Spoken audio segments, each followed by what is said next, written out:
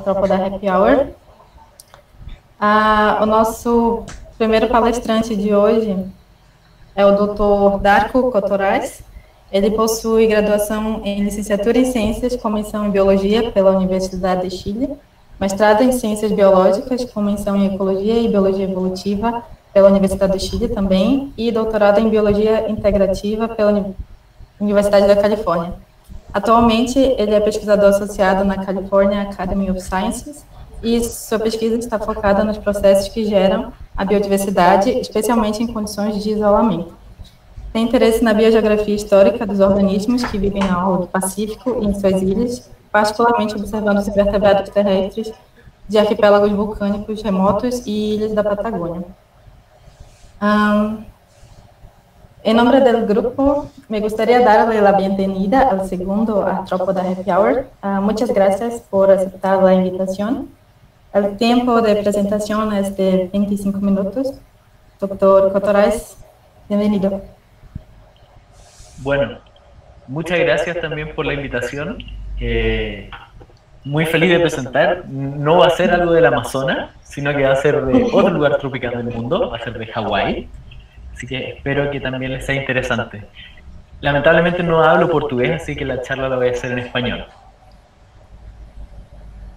Voy a compartir mi pantalla ahora.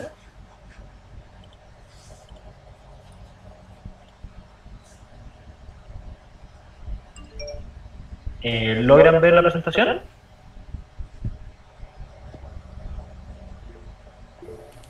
Sí. Perfecto. Bueno, voy a comenzar.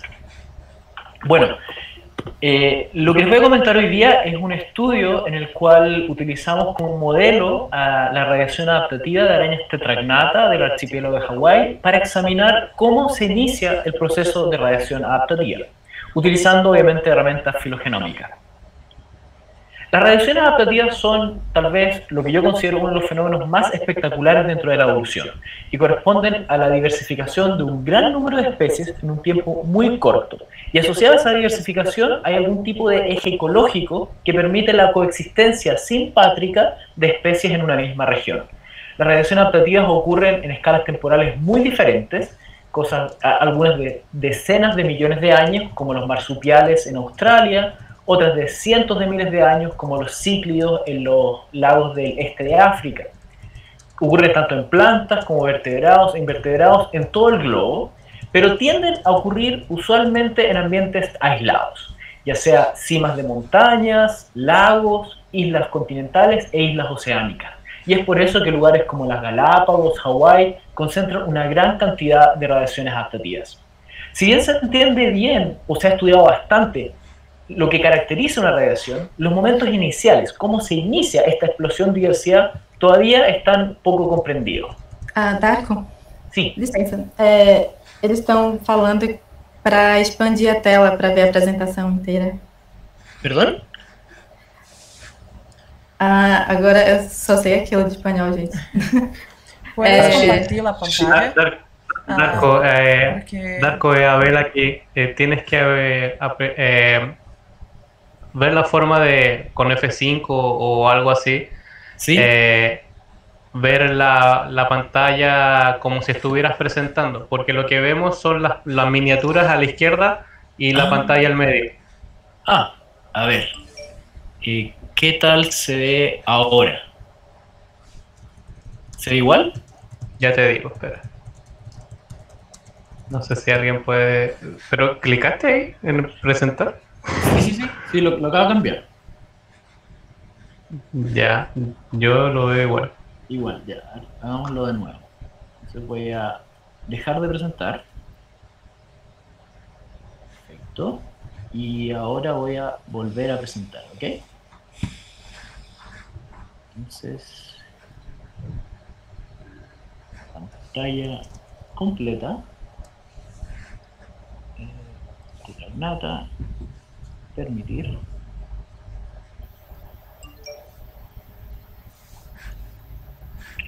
Sí, bueno, Leo dice que si estás con dos monitores tienes que desactivar uno.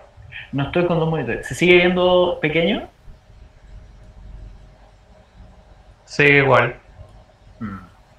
A ver, tenemos otra cosa. Entonces, dejo de presentar. Para presentar pantalla completa. Pantalla completa. Aquí. Ahora. ¿Y ahora? Ahora sí. ¿Ahora sí? Sí, ahora sí. Sí, ahora sí. Perfecto. Ya, súper. Bueno, no creo que sea necesario repetir lo anterior. Lo que el link, en el fondo, que quería hacer era que, si bien se entiende bien factores que determinan reacciones adaptativas y cómo ocurre, no se entiende los momentos iniciales de las mismas. Ahora, hay una observación que se realizó, que Rosie Gillespie y Bruce Baldwin, mi tutor de doctorado y un profesor de Berkeley, realizaron, que tal vez podría darnos luces acerca de la dinámica temporal de estas reacciones adaptativas. Y esto tiene que ver con el siguiente gráfico que les muestro acá, en el cual se puede encontrar el número de especies estandarizado por área en comparación con la edad de las distintas islas. Entonces tenemos primero en el lado izquierdo, ¿logran ver mi mouse? Disculpen, ¿se logra ver el mouse? Bueno. Sí, sí se ve. Sí. Gracias. En el lado izquierdo tenemos el número de especies estandarizado por área de una isla de edad joven, luego más antigua y más antigua. Estas corresponden a las islas de Hawái, aquí Big Island, Maui Nui, Oahu y Kauai. Lo que encontramos es que para grupos de organismos con gran número de especies, grandes radiaciones adaptativas, el pic de diversidad se da realmente en las islas de edad intermedia. Sin embargo, en grupos más bien de pequeños números de especies, los piques de diversidad aumentan gradualmente hacia edades más antiguas, que es como lo que uno esperaría, una especie de modelo neutro. Este patrón se da tanto en animales como en plantas. Entonces, ¿qué nos está diciendo este sobresalto de diversidad que ocurre en una isla de edad intermedia? ¿Será que las radiaciones adaptativas per se, una vez que llegan a una edad intermedia, son mucho más diversas y luego bajan? El archipiélago de Hawái permite responder esta pregunta, porque si bien no tenemos una máquina del tiempo, las islas están arregladas en una cronosecuencia partiendo de la más joven, Big Island, con más o menos 0.5 millones de años en el volcán más antiguo, hacia la más antigua, Kauai, con 5 millones de años en el extremo más noroccidental. Y esto tenemos islas de edad intermedia entre medio. Entonces, cada isla corresponde a una especie de fotografía de un proceso en el tiempo. El grupo que estoy estudiando, como mencioné, son las arañas del género Tetragnata, de la familia Tetragnatiae. Este género tiene acerca de 360 especies en el mundo y más del 11% de la diversidad se encuentra en Hawái. No solamente una gran cantidad de especies, sino que también una gran diversidad de morfologías. El resultado, esta gran cantidad de especies, es un resultado de dos reacciones adaptativas independientes. Una de ellas, el clado de las arañas que tejen tela, y el otro es el clado de las arañas con patas espinosas, o bien las que no tejen tela. Me centraré en este segundo para mi estudio. Las arañas que no tejen tela corresponden a un grupo de especies con 4 ecomorfologías que evolucionan de manera semi-independiente en las distintas islas. Tenemos la morfología verde, que vive bajo las hojas, la marrón, que vive en el musgo, la café grande, que vive en los troncos, y la café pequeña, que vive en las ramitas. Como una buena radiación adaptativa, nunca se encuentran dos especies de la misma ecomorfología viviendo en simpatría. Y eso está representado acá, en estos diagramas. Ahora, el único lugar donde esta regla pareciera no cumplirse de manera tan estricta es en el volcán de Haleakala, en la isla de Maui, un volcán de más o menos 800.000 años. Y aquí es donde encontramos 3 especies de la ecomorfología verde viviendo en distintas partes del volcán.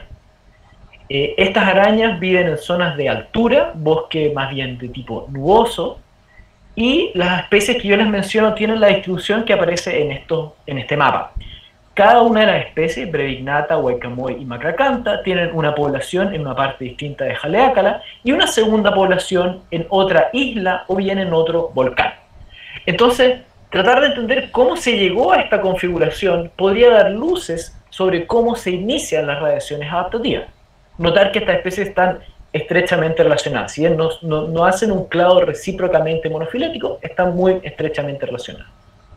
Entonces, la primera hipótesis para explicar cómo se llega a esta distribución es que antes del origen de la isla Grande, cuando Maui era el grupo de islas más joven, tenemos una especie ancestral con 3 poblaciones alopátricas en Lanai, West Maui y Haleakala. Estas 3 poblaciones con tiempo se convierten en 3 especies alopátricas y luego se mueven y alcanzan la distribución actual. Una hipótesis extrema hacia el otro lado es que tengamos una especie con distribución ancestral solamente en Haleakala, con 3 poblaciones que por expresión parapátrica, es decir, en los bordes de la distribución, se convierte en 3 especies que luego se mueven y alcanzan la distribución actual. Ahora, estas 2 hipótesis son más bien extremas, y lo más probable es que haya ocurrido algo que mezcle. Tal vez 2 especies aparecen por parapatría y una tercera por alopatría.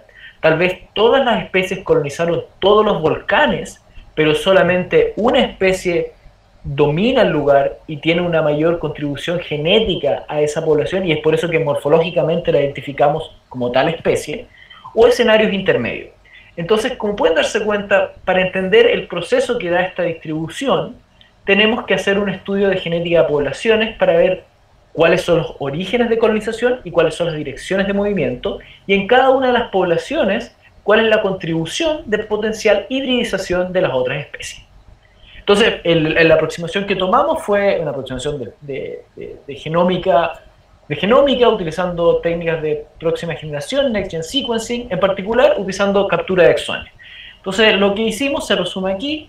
Primero, obviamente, ir a terreno, colectar las muestras, hacer extracciones de DNA y hacer preparaciones de librería genómica de tipo shotgun, del mismo modo que siguiendo el protocolo de Niederkircher. En paralelo, dado que estamos buscando hacer captura de exones, tuvimos que obtener esos exones. Para eso hicimos una secuenciación de transcriptoma completo de una de las especies, diseñamos las sondas y luego se mandan a una compañía que las imprime en un chip. Actualmente se utiliza más bien perlillas o bits, pero cuando hice este trabajo el chip era la mejor opción. En paralelo también diseñamos una librería de Code1 DNA, que es DNA repetitivo, que vamos a bloquear en el proceso de hibridización para evitar que eso afecte la eficiencia del proceso de hibridización. Esto es muy similar a lo que ahora se está volviendo cada vez más y más popular, que son los UCEs, Ultra Conserved Elements, pero en este caso, cuando hicimos esto, no existían UCEs para araña, por tanto nosotros desarrollamos nuestros propios elementos conservados. Y en este caso, el elemento de conservación fue que estamos utilizando DNA transcrito. Ok, entonces una vez que ya tenemos el chip, tenemos las librerías, tenemos Code1, hacemos 3 hibridizaciones. Luego de las hibridizaciones se hacen una serie de controles de post-captura para asegurarnos que la captura haya sido exitosa. Una vez que estamos contentos, lo enviamos a secuenciar. Tenemos los datos crudos, que son archivos FASTQ, y esos archivos los corremos por un pipeline de análisis que fue desarrollado por el Museum of Vertebrate Zoology, UC Berkeley, y simplemente corrimos con pequeñas modificaciones el pipeline que ellos tienen en su archivo de GitHub. También utilizamos un filtro particular que es Snip Cleaner, que limpia snips particulares, y para los análisis utilizamos Angst. Angst tiene la fortaleza de que en vez de llamar snips particulares, utiliza algo que se llama el Site Frequency Spectrum, que es el espectro de frecuencia de sitio, que puedo explicarlo si es que hay dudas después, pero utilizando esa distribución, que básicamente es el histograma de frecuencias de los alelos raros o infrecuentes, uno puede estimar tanto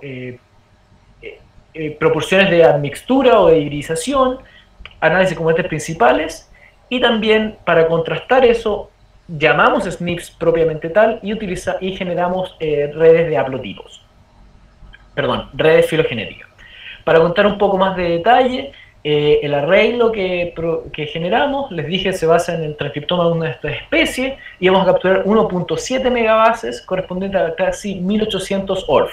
No hablamos de genes porque no disponíamos, y todavía no se dispone de un gen de tetragnata publicado que esté anotado, que nos permita asegurar la anotación, valga decir, de la secuencia. Entonces solamente podíamos inferir ORF viendo los marcos de lectura.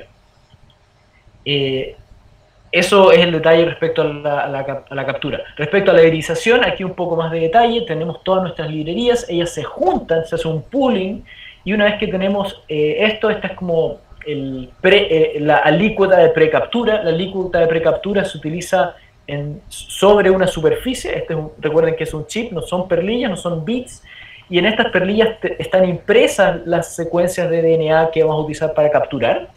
Mezclamos nuestro pool de precaptura en el chip con el Codewine DNA, otros agentes de bloqueo, y hacemos una irización por 65 horas. Luego esto lo repetimos 3 veces, y una vez que se obtiene la irización, se saca una alícuota y ahí se tiene la captura, la alícuota de post captura. Ahora voy a contarles un poco de los controles. Tenemos el control positivo, que en el fondo uno hace un PCR cuantitativo con un gen que estaba en la captura, y si esto funciona bien, el enriquecimiento de post captura debe ser primero que el de precaptura, porque hay un enriquecimiento, valga decir, en la alícuota de post captura. Lo opuesto ocurre con los controles negativos. Estos son pedazos de DNA que no fueron capturados, por lo cual uno espera una depleción de los mismos en nuestra alícuota de post captura. Entonces el enriquecimiento en un PCR cuantitativo es más tardío que en precaptura. También vemos la distribución de los tamaños, y vemos que tiene una distribución entre 200 y 400 sin peaks extraños a los lados, así que eso es algo secuenciable. Lo enviamos a secuenciar con un HiSeq 2000 y aproximadamente 300 GB de datos crudos son los que obtenemos. No voy a decir los detalles del pipeline, pero aquí tengo los nombres. Básicamente uno primero limpia las secuencias, remueve adaptadores, etc. Se hace un ensamble de todo lo que se capturó con todas las muestras juntas y se genera una especie de referencia. Contra esta referencia se mapea cada librería independiente, o sea, una especie de hacer una segunda captura de exones, pero ahora bioinformática, ¿cierto? Y de lo que se mapeó, se procede a eliminar duplicados, generar un archivo BSF, ocupar Snip Cleaner para limpiar algunos SNPs, y luego metemos los datos a ANGS y corremos una serie de análisis que voy a explicar más tarde. Ok, esa es la parte técnica. Ahora volvemos a la biología. Recuerden, tenemos esta distribución de especies y queremos entender por qué se llegó a ella. Entonces el primer análisis es un análisis de componentes principales. Recuerden que eran 3 especies y la forma en la que se lee esto es la siguiente.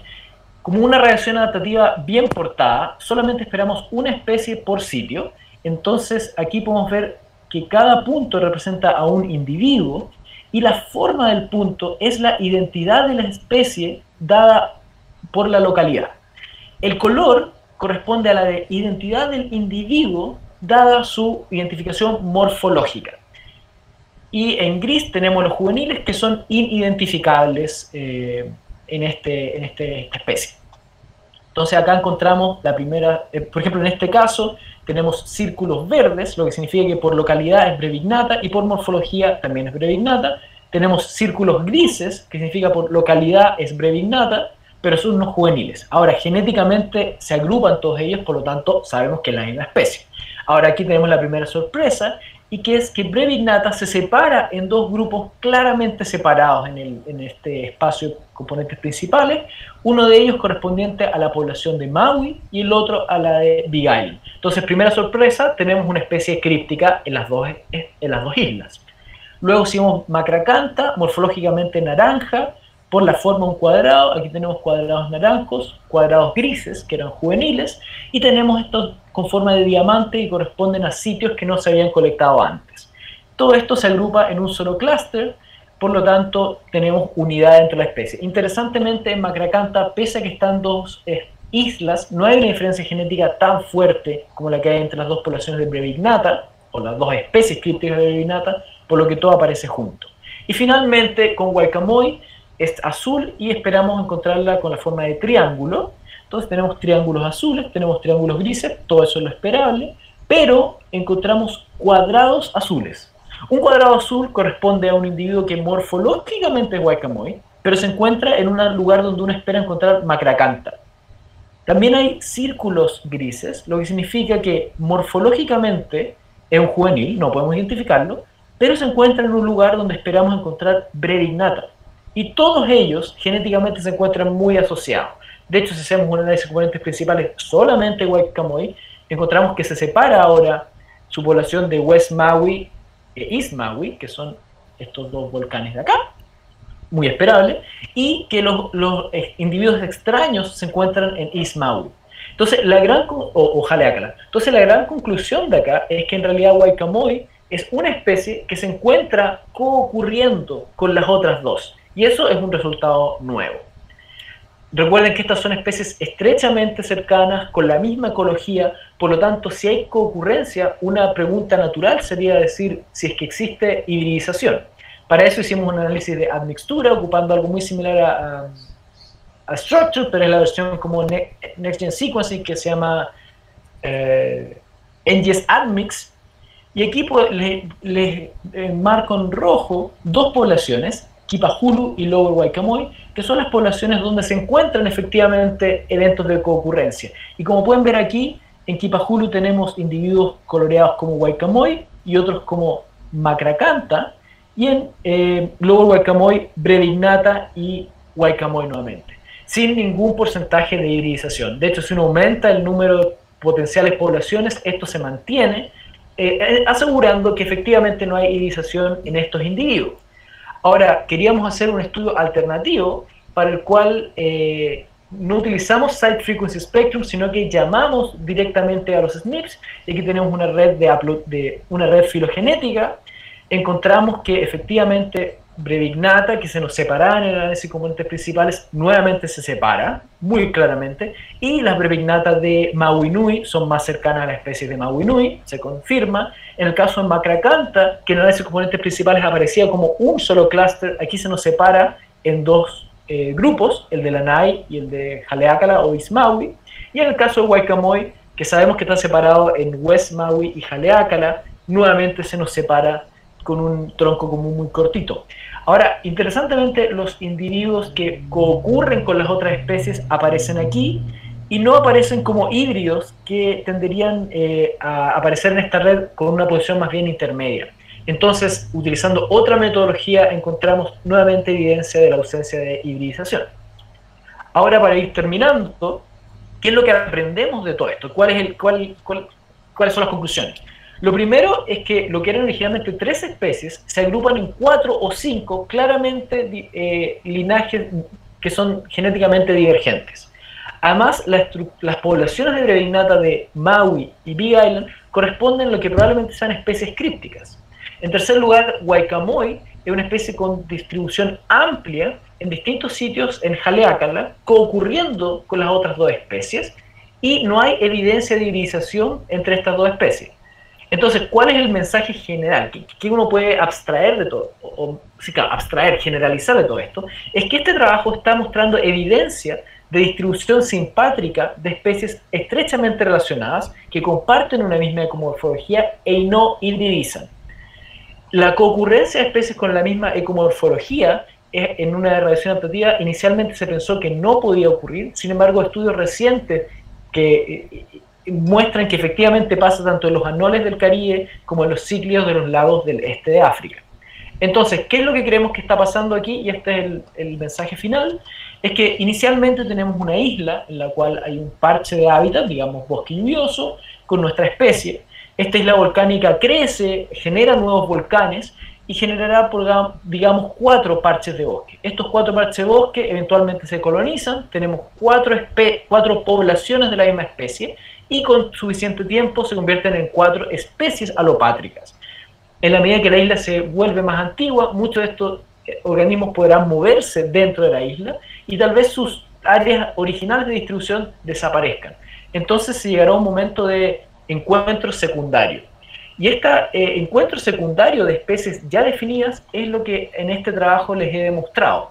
Ahora, probablemente el siguiente paso sea que, dado que tenemos 2 especies con la misma ecología que no hibridizan, que están juntas, va a ocurrir una especie de desplazamiento de caracteres, pero a un nivel más bien macroevolutivo. Y esto ya es especulación, permitiría la diferenciación ecológica y probablemente la evolución de una diferente ecomorfología. Así, desde un ancestro común, de una ecomorfología, digamos, verde, por alopatría se originan 4 especies y luego por encuentro secundario y desplazamiento de caracteres a nivel macroevolutivo estarían evolucionando, y esto es una propuesta, nuevas ecomorfologías. Bueno, y con eso termino, estoy más o menos en el tiempo, con pequeños problemas técnicos entre medio, agradeciendo a una gran cantidad de gente, mis tutores de doctorado, gente que me ayudó en terreno, dando permiso a distintas áreas protegidas en Hawái, trabajo de laboratorio y varias fuentes de financiamiento. Este trabajo ya está publicado, así que si les interesa pueden bajarlo y ver la parte más técnica. Entonces, muchas gracias a ustedes por la invitación y por su atención. Si tienen algunas preguntas, feliz de contestarlas.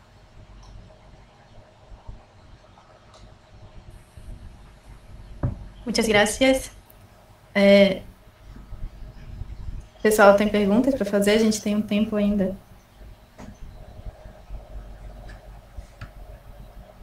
Podem ligar o microfone ou mandar no chat.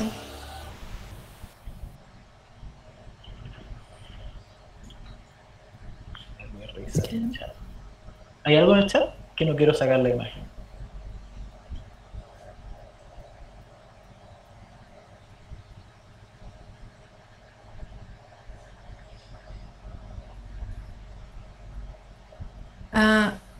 Tem uma pergunta ¿Sí? no chat. Consegue ler aí?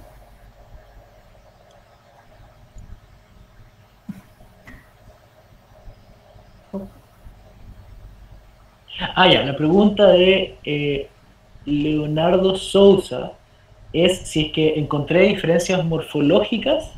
No, usted examinó bichos. Ya, pregunta si hay diferencias morfológicas asociadas a lo que examiné molecularmente. La respuesta es que sí, las especies están descritas en base a caracteres morfológicos.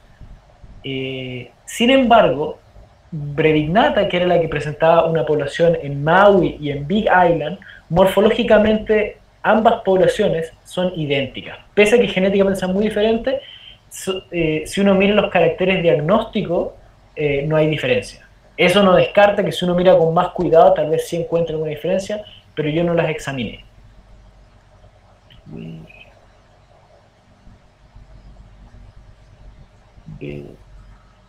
En el chat no veo más preguntas.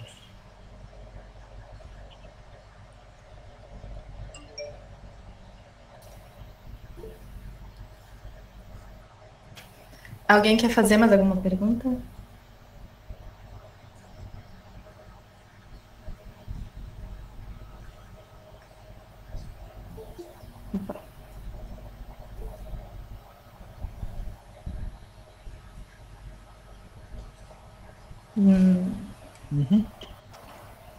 ¿No?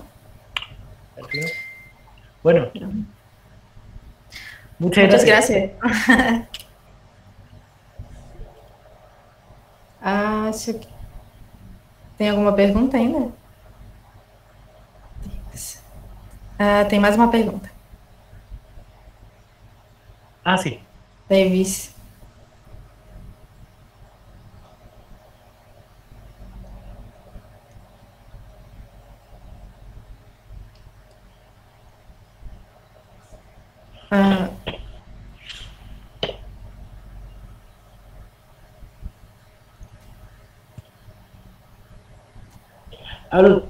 Háblanos un poco de tu perspectiva de especies crípticas. Bueno, creo que existen y uno las puede encontrar, y sobre todo en varios grupos, como por ejemplo las tarántulas. Se ha encontrado que hay una enorme diversidad de linaje genético que con las aproximaciones morfológicas que se habían aplicado hasta ese momento no se había podido evidenciar. Entonces creo que, dado que tenemos herramientas moleculares, es una necesidad empezar a aplicarlas para encontrar estas especies. Y creo que hay una especie como de feedback entre la morfología y el trabajo molecular, en el cual el trabajo molecular nos puede dar pistas de dónde vamos a encontrar diferencias genéticas, y eso puede hacer que agudicemos más el ojo para ver caracteres que tal vez inicialmente no sean tan evidentes. Entonces creo que hay una especie de retroalimentación entre morfología y molecular. Para organismos con diferencias morfológicas más evidentes, por ejemplo, iba de la otra dirección, ¿cierto? O sea, veíamos que un organismo es verde y el otro es azul, entonces decíamos, deben ser distintos y los secuenciamos separados. Entonces ahora, para especies crípticas, tal vez la historia va al revés, se secuencia una población y ahí revela cosas que son diferentes y luego bajamos a ver la morfología. Especie críptica igual linaje genético, pregunta Davis. Yo utilizaría esa sinonimia. Ahora, un linaje genético puede no ser una especie críptica, obviamente.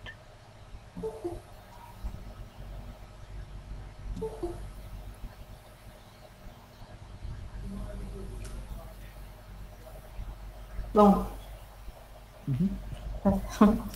então, muitas graças novamente. Vamos agora para a segunda palestra da tarde, do Dr. Gustavo Miranda. O Dr. Gustavo possui graduação em Ciências Biológicas pela Universidade Federal do Rio de Janeiro, Unirio, mestrado em Ciências Biológicas e Zoologia pelo Museu Nacional do Rio de Janeiro e UFRJ, e doutorado em Biodiversidade pelo Centro de Macroecologia, Evolução e Clima da Universidade de Copenhague, na Dinamarca. Atualmente é pós-doutorando no National Museum of Natural History, o Smithsonian. Sua linha de pesquisa envolve taxonomia, filogenia, filogeografia, biogeografia e conservação de artrópodes, em especial aracnídeos.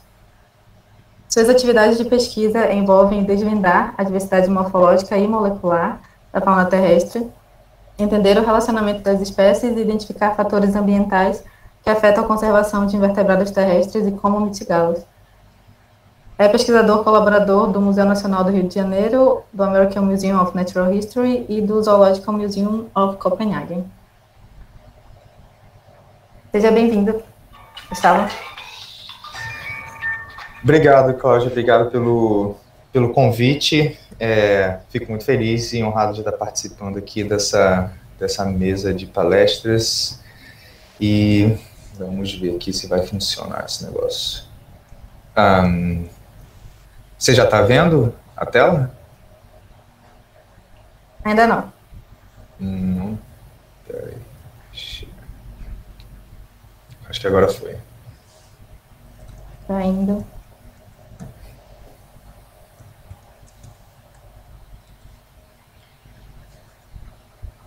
Tá aparecendo? Tá, perfeito. Beleza.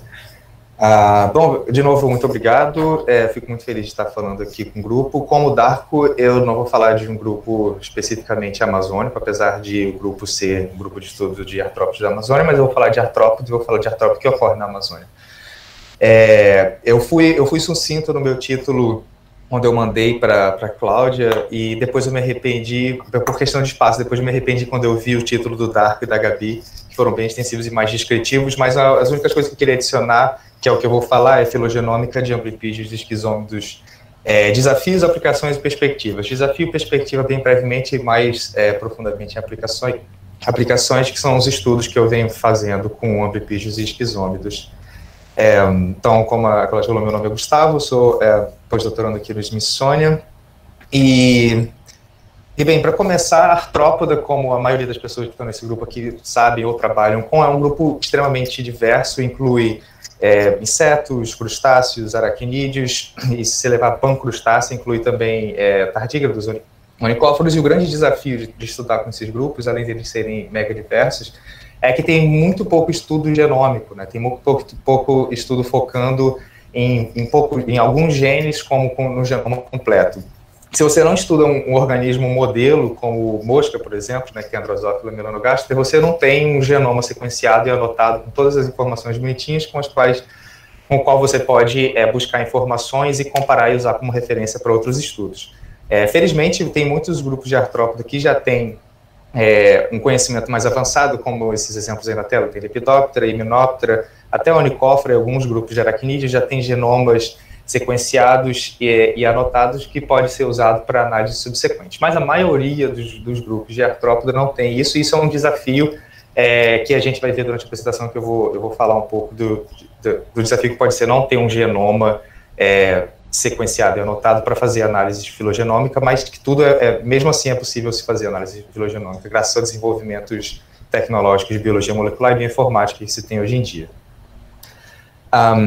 Bom, a filogenômica, né, só para dar uma definiçãozinha, é uma técnica que gera dados em escala de genoma, busca dados em todo o genoma do organismo, e são obtidos a partir de várias amostras de uma vez só, a custo reduzido. Então, comparado com o que se faz ainda hoje em dia, que é o sequenciamento Sanger, que você está interessado em estudar, sei lá, a evolução de um organismo específico, e você quer estudar a evolução usando dados moleculares. Até bem pouco tempo atrás a gente tinha poucas opções a não ser usar o método Sanger, que é você sequencia genes, gene por gene, individualmente, especificamente. Então, geralmente se usa, sei lá, entre 5 a 10 genes, que são bem conhecidos.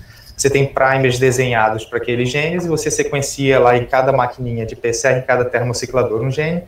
E isso demanda bastante tempo e é bem demorado, porque você tem que fazer individualmente cada gene por gene. Com o advento de técnicas de Next Generation Sequencing, se faz isso de forma massiva, com centenas de milhares ou milhares de genes de uma vez só, desde que você tenha primers desenhados para esses genes. Então, algumas técnicas de Next Generation Sequencing que tem hoje em dia são essas listadas aqui. Tem Whole Genome Sequencing, que sequencia o genoma inteiro, Whole Transcriptome Shotgun Sequencing, que é RNA-seq, que você sequencia o RNA, tem Whole Exome Sequencing, e tem representação reduzida do genoma, que é Reduced Representation Sequencing, que tem sido utilizado bastante em organismos não modelos, como o que nós, pessoas que estudam artrópodes usam, e os mais conhecidos são os UCE e os AHE, né, Anchored Hybrid Enrichment e UCE. E eles são bastante usados porque não necessariamente você precisa de um genoma de referência para gerar os primers, para gerar os iniciadores que vão sequenciar os fragmentos desse genoma. Então, para você usar essas técnicas, você precisa de fragmentos do seu genoma, pequenos fragmentos do seu genoma, que você sequencia, dado que você tem esses iniciadores. E esses iniciadores você pode obter a partir de transcriptomas ou a partir de genomas. Então, tem organismos, e aí não necessariamente precisa ser do organismo específico. Então, por exemplo, eu estudo amplipígio, não tenho informação sobre amplipígio, não tenho informação de genoma ou de transcriptoma de amplipígio, mas tem de aranha. É um grupo relativamente perto, evolutivamente perto. Então, você pega informações de grupos filogeneticamente próximos e aplica no seu grupo em específico.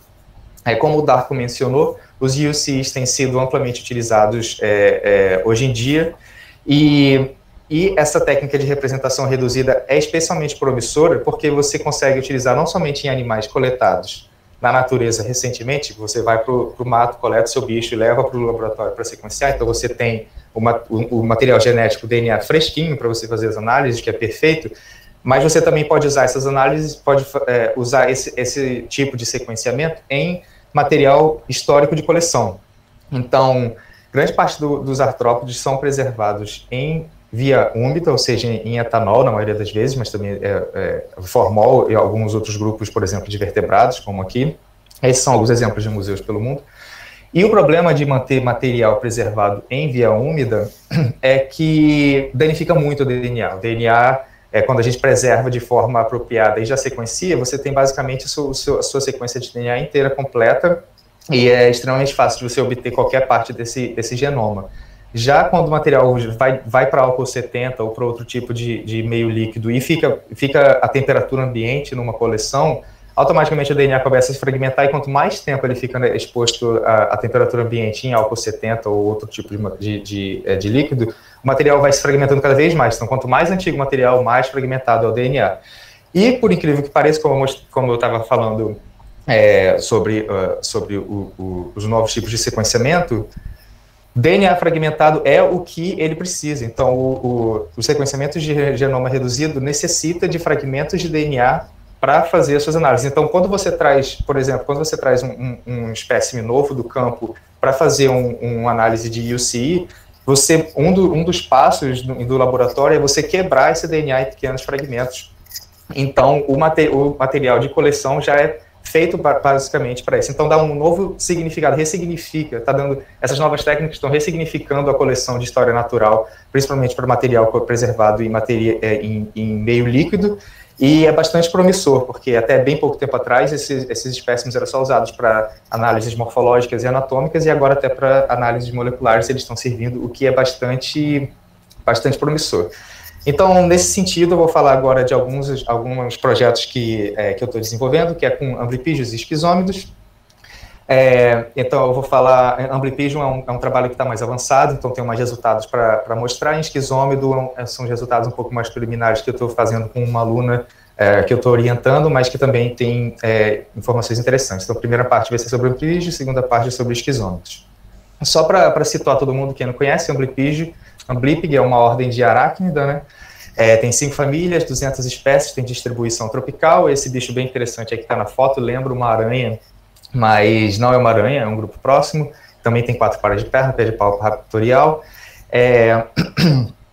E no Brasil, em particular, a família Carinidae, o gênero Carinus, esse grupo é muito diverso. Então, só a Mata Atlântica, por exemplo, isso aqui então é a costa do Brasil, e só a Mata Atlântica tem mais espécie do que qualquer outro país no mundo. Então, aqui nesse mapa, a gente vê em verde claro o que historicamente foi a Mata Atlântica, em azul o que restou da Mata Atlântica, os pontinhos brancos são as espécies que ocorrem. Nem todas essas espécies estão descritas ainda, elas têm processo de descrição, já está submetido tudo.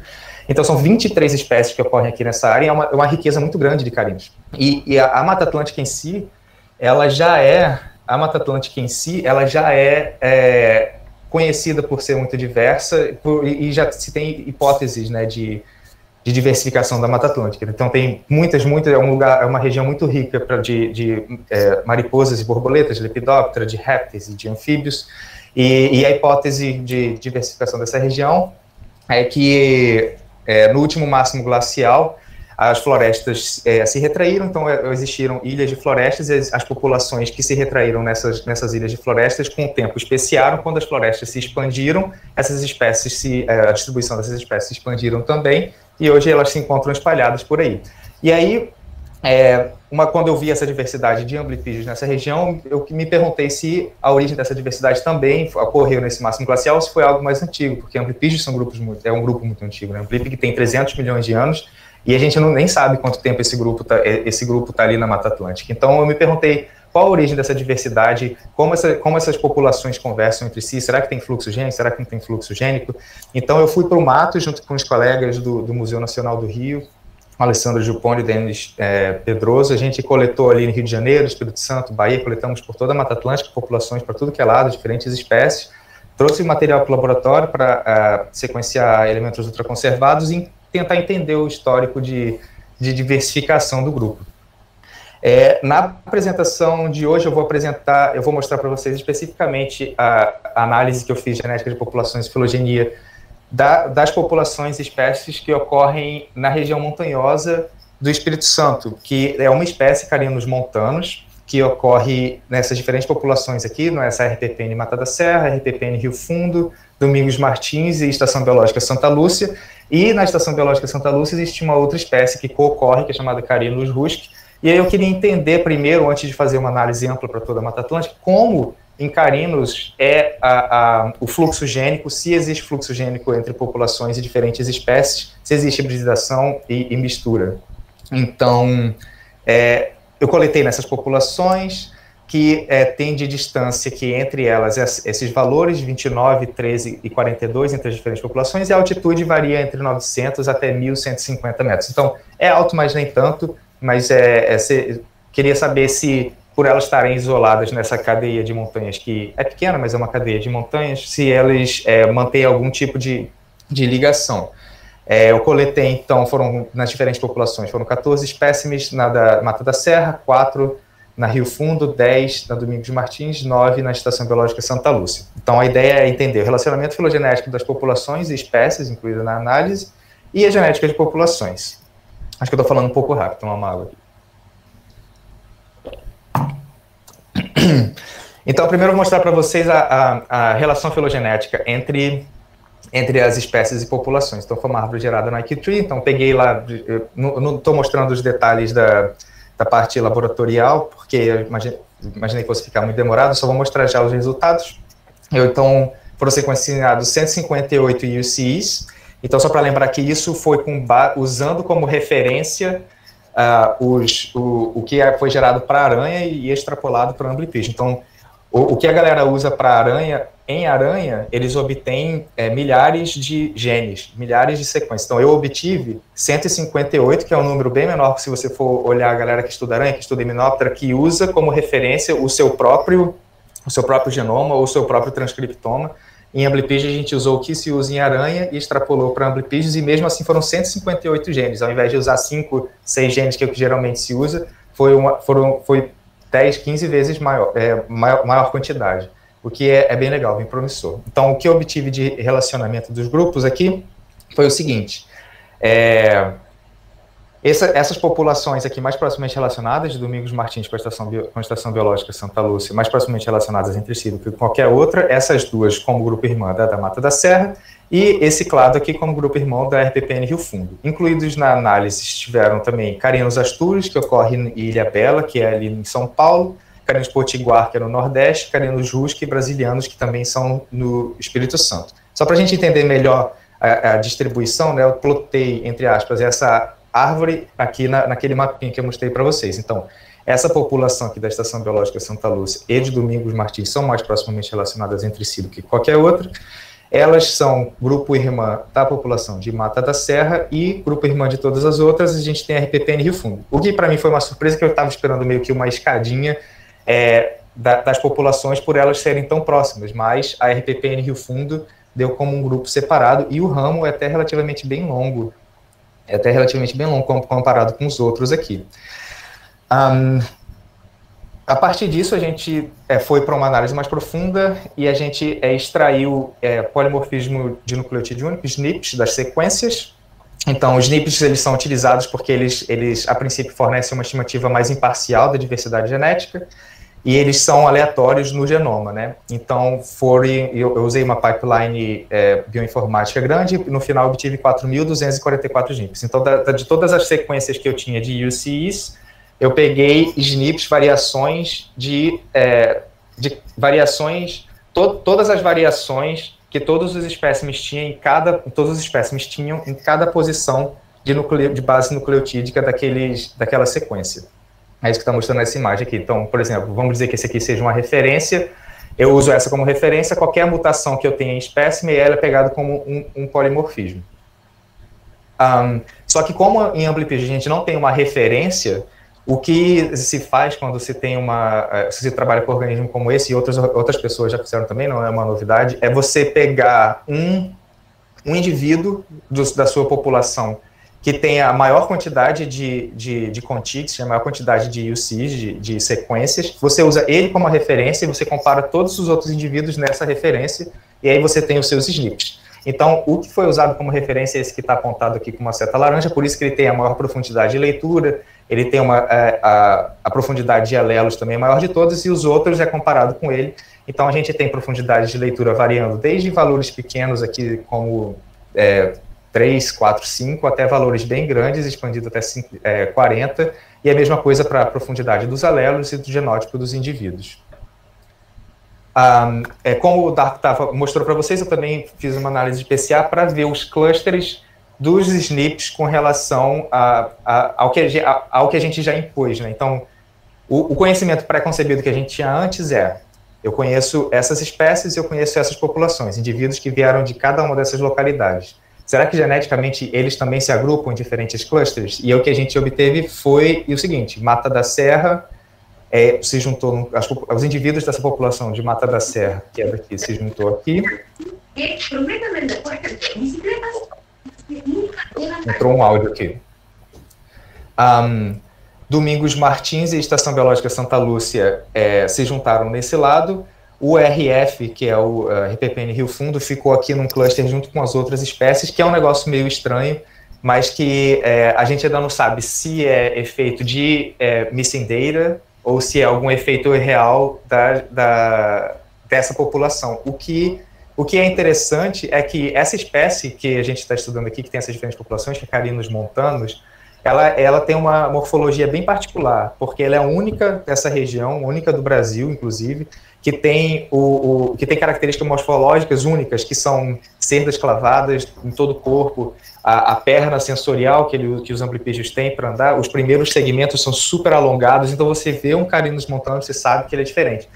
E todas essas populações, a princípio, quando eu estava separando e triando o material, todas elas tinham a mesma cara, pareciam a mesma coisa, incluindo essa população de RF, e ter essa diferenciação tão grande, tanto na análise filogenética quanto nessa análise de PCA, mostra que é muito provável que essa população seja uma espécie críptica. Aqui, só para mostrar, para mostrar um PCA somente dos indivíduos de Carinus montanus. Então, você vê como essa população de RF se juntou num cluster totalmente separado das outras populações, essas mais proximamente relacionadas do que com essa. Eu botei esse mapinha aqui só para a gente lembrar onde está cada uma, né? Então, no caso, seria a Estação Biológica Santa Lúcia e as outras populações. E desse lado aqui são os indivíduos, e a cada pontinho desse é um indivíduo, só que fica meio confuso, então só estou discutindo o gráfico desse lado aqui. Uma coisa interessante era que eu queria ver o quanto que tinha de intercruzamento entre populações, ou se existia algum fluxo gênico entre populações, porque elas estão ali relativamente próximas de distância, inclusive tem espécies diferentes que ocorrem na mesma localidade, e eu queria saber se tinha alguma mistura ali de genes, né? E aí, nessa análise discriminante de componentes principais, ela vê isso, que ela foi feita no programa STAMP, lá no R. Então, o que isso aqui está mostrando é o seguinte, é a proporção de redesignação. Então, quando eu separei os bichos e organizei, eu separei cada grupinho de cada população em diferentes grupos, né, população A, B e C, e cada espécie em sua espécie A, B e C, porque elas foram delimitadas previamente. O que essa análise faz a partir de análises estatísticas, no caso uma análise bayesiana, ela organiza os grupos genéticos. Se esses grupos genéticos são correspondentes aos grupos que eu pré-delimitei, ele marca em vermelhinho com uma cruz. Se tiver alguma mistura, ele aponta aqui, mostrando amarelo com cruz também. Por exemplo, se tivesse uma mistura entre populações, um indivíduo que tá no grupo, no cluster, o indivíduo que eu denominei como do cluster 2 estaria no cluster 3. Mas de forma surpreendente, pelo menos para mim, todos os grupos corresponderam exatamente aos grupos que foram pré-determinados, o que mostra que há uma ausência de mistura populacional, pelo menos de acordo com esses dados, e a ausência de fluxo gênico. Então, como esperado em carinos, que são grupos que têm pouca capacidade de migração, apesar da ampla distribuição, eles não têm um fluxo gênico muito grande, mesmo entre populações da mesma espécie e mesmo entre populações não muito distantes. Aqui na direita, a gente está vendo a rede filogenética de pairwise FST embaixo e Ney's distance, que a primeira mostra, essa de cima, né, a distância de Ney mostra diferenças genéticas devido à mutação e deriva. Então, aqui o tamanho de ramo importa bastante e mostra que essa população está mais proximamente relacionada do que as outras, e IRF está realmente bem distante. E o FST mostra a medida de diferenciação populacional devido à estrutura genética, leva mais em conta a estruturação. E mostra também que esse grupo aqui está mais próximo do que com os outros grupos, inclusive RF bem dentro das outras espécies, o que é algo surpreendente e que ainda vai ser base de mais escrutínio, ainda vai passar por mais escrutínio.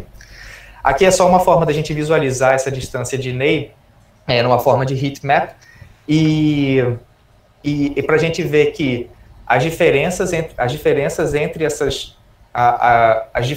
o que eu quis dizer quanto mais quente a cor, mais semelhantes são a estrutura genética das diferentes combinações de grupos aqui.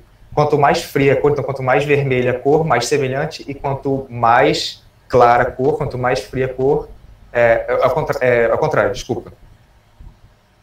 Desculpa, tá certo o que eu estava falando. Quanto mais quente a cor, mais semelhante quanto mais fria a cor, mais diferente é. Então, aqui no caso, todo esse grupo aqui vermelhão que a gente está vendo, inclusive esse grupão aqui bem vermelho, quer dizer que esse clado aqui é bem próximo desse clado aqui, e é só corroborando que a gente está dizendo que não tem mistura entre diferentes clados, entre as diferentes populações.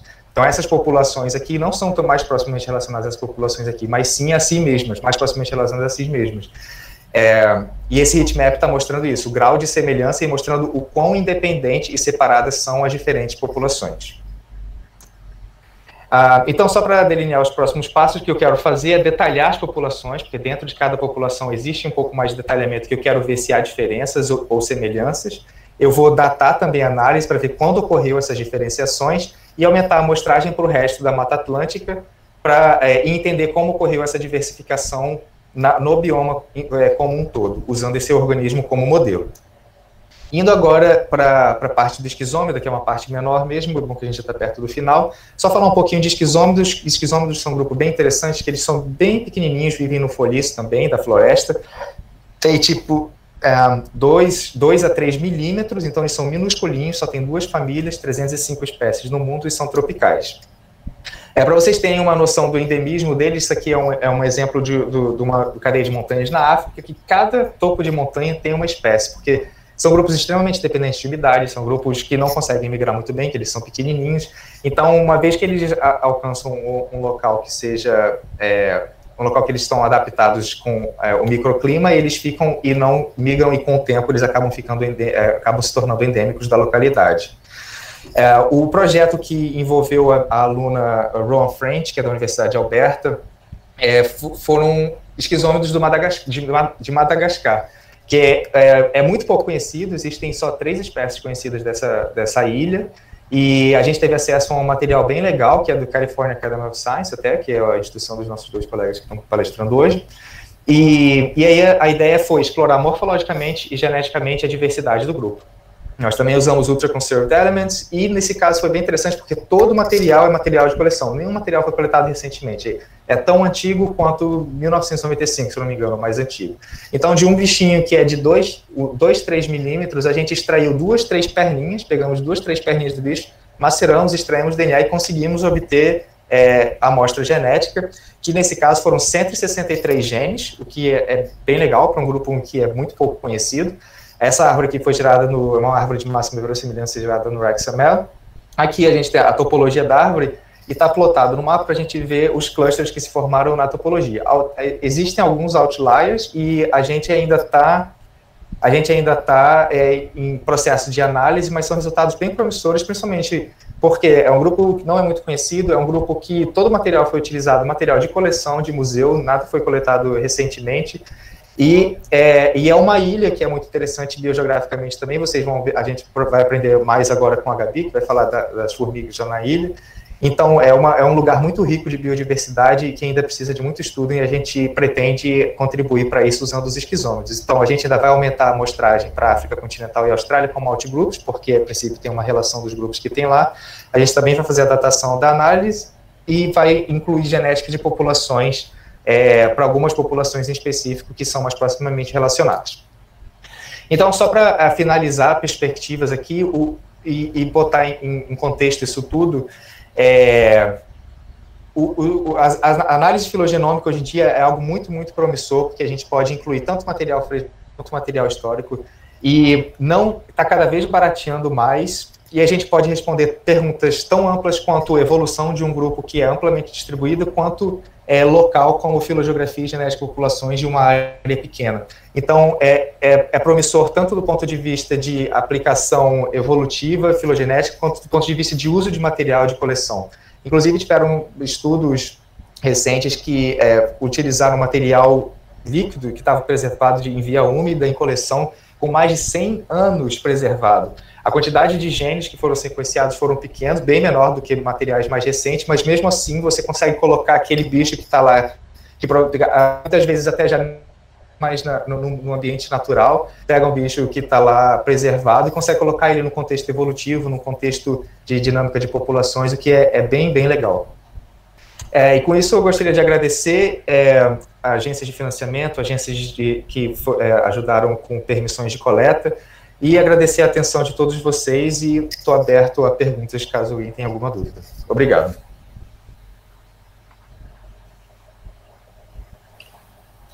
Muito obrigada, Gustavo.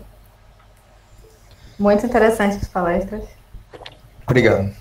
O Gustavo, ele orientou uma das nossas integrantes também com Amblipígio, Carinos, né? A Vanessa. A gente tem tempo para 2 perguntas. Tem uma pergunta da Priscila no chat, ela perguntou quais são os pontos negativos da utilização de fragmentos de DNA. Os pontos negativos é que você nunca vai ter... Primeiro que você nunca vai ter uma ideia completa do genoma como um todo. Assim, os fragmentos de DNA que a gente usa em UCIs, a gente não sabe o que a gente está usando. Tipo assim, quando você usa exoma, você sabe que você está usando... Vou voltar para cá. Você sabe que você está usando todos os genes que são expressos naquele momento que o bicho foi preservado. Quando você usa transcriptoma, também nesse sentido, você preserva todos, você está você está preservando todas as proteínas que foram expressas naquele momento que o bicho foi preservado. O fragmento, quando a gente usa UCI, a gente não faz ideia do que a gente está usando. A gente está pegando elementos que são extremamente conservados, então a gente sequencia o elemento que é extremamente conservado e a região flanqueadora. A região que é extremamente conservada dá informação para a gente de informação evolutiva mais antiga. A região que é flanqueadora é mais variável, então a gente consegue pegar mais informações recentes de variação, mas a gente não tem muita informação funcional desses genes. A gente pode até fazer um blast, às vezes, e ver com o que ele se relaciona em outros grupos, mas nem sempre traz muita informação. Então, assim, se você quer usar o genoma para função funcional do genoma, para saber alguma coisa funcional do genoma, esses fragmentos não vão ser úteis. Para evolutivo e de genética de populações, é extremamente útil.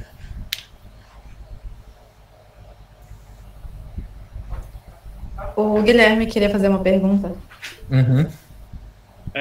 Oi, Gustavo. Oi, Guilherme. Tudo bem? Ótimo. Legal. Muito legal a palestra. Legal ver que você está trabalhando com as espécies da Mata Atlântica. Deve ser super legal procurar esses bichos lá. Sim. A parte mais legal é a coleta. Ajudar você a coletar um dia, quem sabe. A minha pergunta é interessante mesmo que aquela população, acho que RF, né? Que apesar de no meio da distribuição, a câmera está aqui. No meio da distribuição, o grupo, está saindo como grupo irmão do resto, né? E você disse que a morfologia é muito parecida.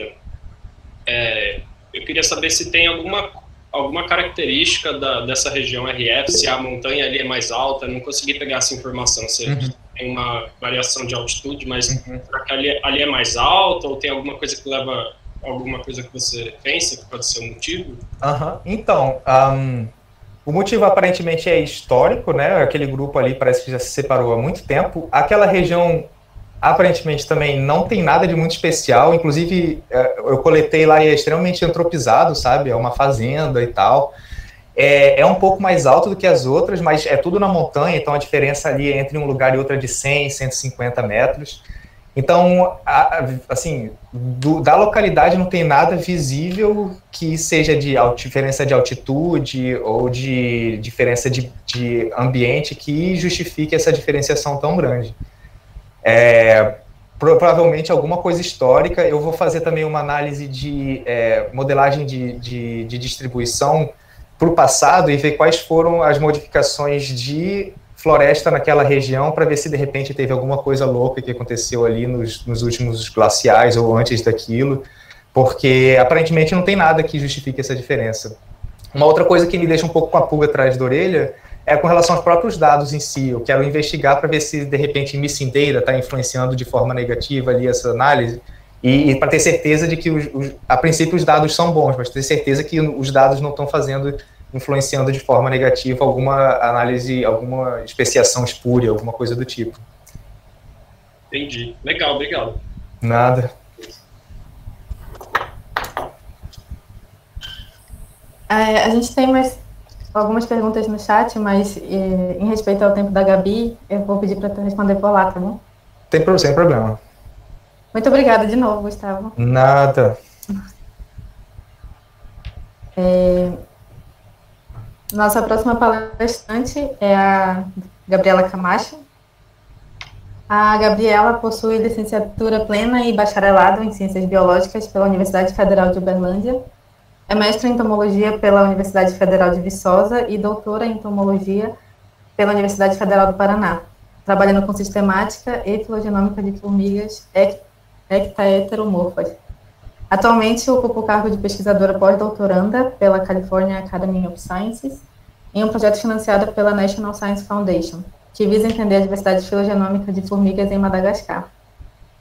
Ela tem experiência na área de ecologia e entomologia, com ênfase em sistemática e taxonomia de formigas, atuando principalmente nos temas de sistemática filogenética, filogenômica, sequenciamento de nova geração, elementos ultraconservados, revisões taxonômicas e identificação de formigas, curadoria de coleções entomológicas, metodologias de coleta, processamento de amostras e inventário de fauna de formigas. Gabi, muito obrigada por ter aceitado o convite. Seja bem-vinda. Obrigada pelo convite, Cláudia. Estou muito feliz de estar conversando com vocês. Queria estar no Museu Guild, né, conhecer finalmente, mas quem sabe um dia, em breve. Deixa eu ver aqui.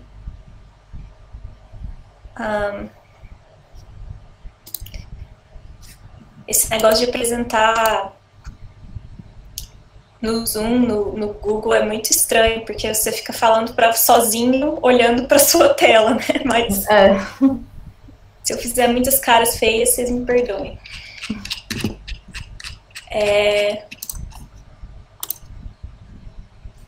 Tá funcionando aí?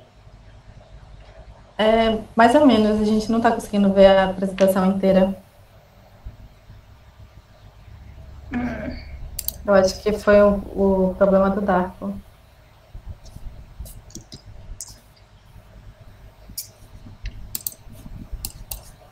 Tá, deixa eu sair e entrar de novo.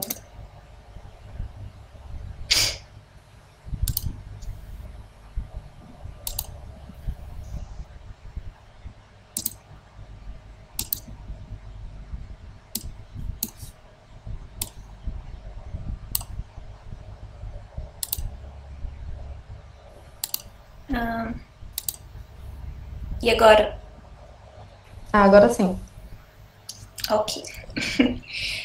Bom, então eu vou falar hoje sobre esse trabalho que eu tenho feito aqui na California Academy of Sciences.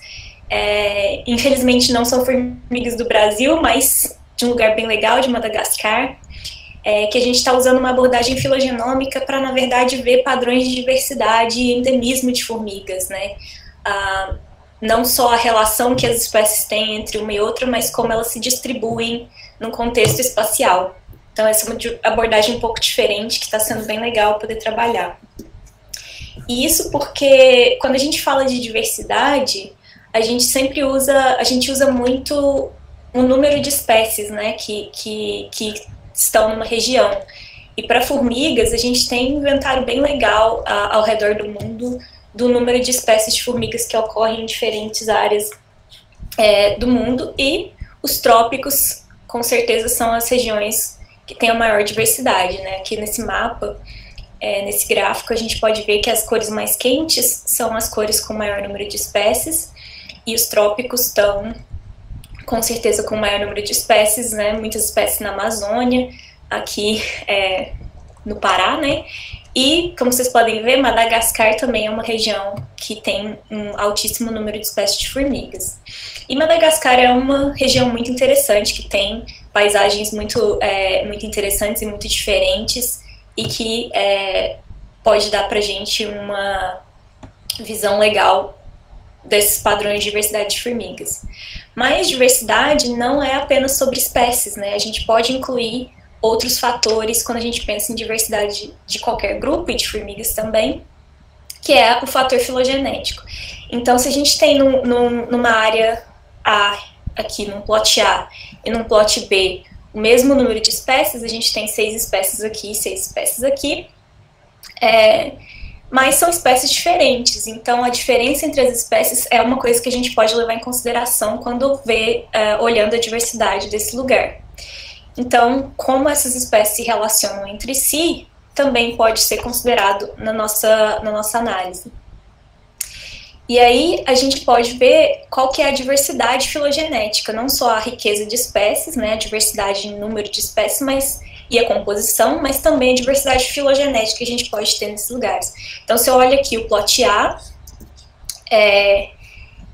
eu tenho o mesmo 6 números de espécies, mas são espécies que são próximas uma das outras, que têm uma baixa diversidade filogenética. Isso quer dizer que a gente tem uma história, menos história evolutiva, né, menos tempo evolutivo envolvido, porque a gente tem mais ramos compartilhados, são espécies próximas, e linhagens mais recentes, né, nenhum ramo aqui vai muito longe na diversidade desse grupo. O que a gente chama de agrupamento filogenético, né, então essas espécies no plot A estão mais proximamente relacionadas uma da outra do que a gente esperaria por acaso. Enquanto que no plot B, o mesmo número de espécies, uma riqueza de 6, igual no plot A gente tem as espécies mais distribuídas na filogenia desse grupo, né, das formigas aqui. Ou seja, a gente tem uma alta diversidade filogenética. Isso significa que a gente tem mais história evolutiva, né, mais tempo evolutivo envolvido, menos ramos compartilhados. Esses ramos aqui, nesse grupo, essas espécies são menos relacionadas uma com a outra do que esperado por acaso. E a gente vai ter, consequentemente, linhagens mais antigas, né, que estão tem mais tempo evolutivo envolvido. E isso a gente chama de sobredispersão filogenética, né? Que os grupos estão sobredispersos pela filogenia das formigas. Como a gente interpreta esses padrões, né? Quando a gente tem um agrupamento filogenético, a gente tem espécies mais proximamente relacionadas do que esperado por acaso. Isso pode ser devido a filtros ecológicos, né? Em que espécies similares vão utilizar ambientes similares e se adaptar melhor naquele lugar. Ou então a gente tem divergências recentes. Um ramo começou a se diversificar naquela região e as espécies que estão ali são bem recentes, então muito próximas uma da outra. E quando a gente tem sobredispersão filogenética, a gente pode interpretar isso como exclusão competitiva, por exemplo, em que espécies muito próximas não conseguiriam viver no mesmo lugar, né? Então elas se excluiriam competitivamente. Isso faria com que a gente tivesse grupos mais distantes uns dos outros, porque os grupos mais próximos foram excluídos. Ou a gente tem áreas de refúgio, em que os grupos são bem antigos, os ramos são longos. A gente teve processos de extinção, em que esses vários grupos foram extintos e sobrou ali naquela área espécies mais distantemente relacionadas na filogenia, né? Então essas seriam algumas formas de a gente compreender esses resultados. E endemismo também é um índice que a gente pode olhar não só pelo número de espécies, por quais espécies estão distribuídas apenas em uma região, mas olhar qual é o índice da história evolutiva localizada, né? Calcular a extensão geográfica para cada ramo e não só para cada espécie. Então, se a gente tem um ramo, uma linhagem que está localizada em um determinado local, a gente pode falar de endemismo filogenético. Da mesma forma que se a gente tem uma espécie localizada em apenas um local, a gente pode falar de espécies endêmicas, né? E quando a gente fala de endemismo filogenético, isso permite que a gente pense e identifique centros de endemismo, né? Locais onde a gente tem um alto número de linhagens que são endêmicas daquela área. Esse mapa aqui mostra centros de endemismo para lêmures em Madagascar. Lêmures são endêmicos, né, de Madagascar. Existem várias espécies e a gente pode identificar vários centros de endemismo para lêmures, e é isso que a gente quer fazer para formigas também. E esse é o objetivo desse projeto, que é o que a gente chama de MAMI, né? MAMI é feliz em Malgache, então é um acrônimo legal que a gente pensou, que são Madagascar Ant Microendemism. É um projeto financiado pela National Science Foundation, que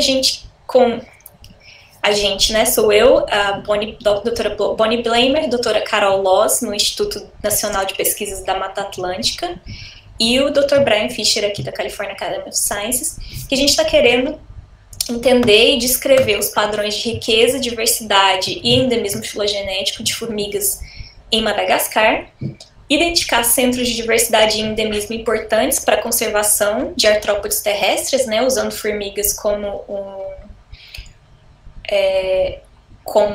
um organismo modelo, e também de realizar atividades de extensão para jovens cientistas e incentivar o estudo de formigas em Madagascar, especialmente no dossel. Então, a gente tem esse curso que acontece anualmente. Esse ano não aconteceu por causa da pandemia, mas a gente espera que volte, que a gente leva estudantes aqui dos Estados Unidos e também estudantes de Madagascar para aprender a coletar formiga no dossel da floresta e avançar com esse tipo de pesquisa.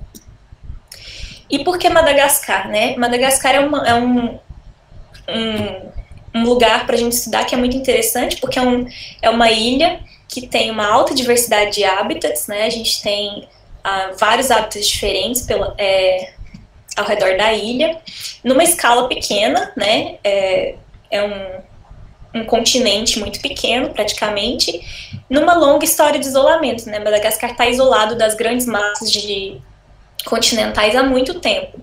Então, isso faz com que a ilha tenha altos níveis de endemismo e altos níveis de diversidade também muito diferentes. Inclusive, a gente vai ter áreas de floresta úmida bem extensas, mas também áreas secas e com hábitats que são exclusivos de Madagascar, como as Spiny Forests, que tem esses baobás e esse tipo de vegetação bem distinta. E um fator interessante do nosso projeto é exatamente coletar formigas no dossel, que é uma região de Madagascar que é muito pouco coletada, né? O dossel é muito pouco conhecido e a gente está querendo trazer esse aspecto para a fauna de formigas. E a fauna de formigas de Madagascar também é muito conhecida e muito bem documentada, né? A gente sabe que tem pelo menos 1.268 espécies de formigas na nossa coleção em Madagascar, de espécies descritas. No projeto final que a gente vai fazer, que a gente está fazendo, né? A gente tem 1.429 terminais, né? 1.429 espécimens que eu estou sequenciando, que eu sequenciei, na verdade, que eu estou analisando. E em Madagascar, dessas 1.268 espécies descritas, 627 são espécies endêmicas, ou seja, quase metade da fauna de formigas de Madagascar é endêmica de Madagascar, não ocorre em nenhum outro lugar do mundo. E a gente tem, aqui vocês podem ver no mapa os pontos de coleta, né? Então, a gente tem um registro de coleta muito amplo em Madagascar, praticamente na ilha inteira, mais de 140 mil registros de coleta, que estão disponíveis na plataforma Antiweb, que quem trabalha com formiga conhece bem, que é uma plataforma bem legal, que agrupa todos esses dados, né? Principalmente para Madagascar, é uma plataforma que tem um conjunto de dados muito completo.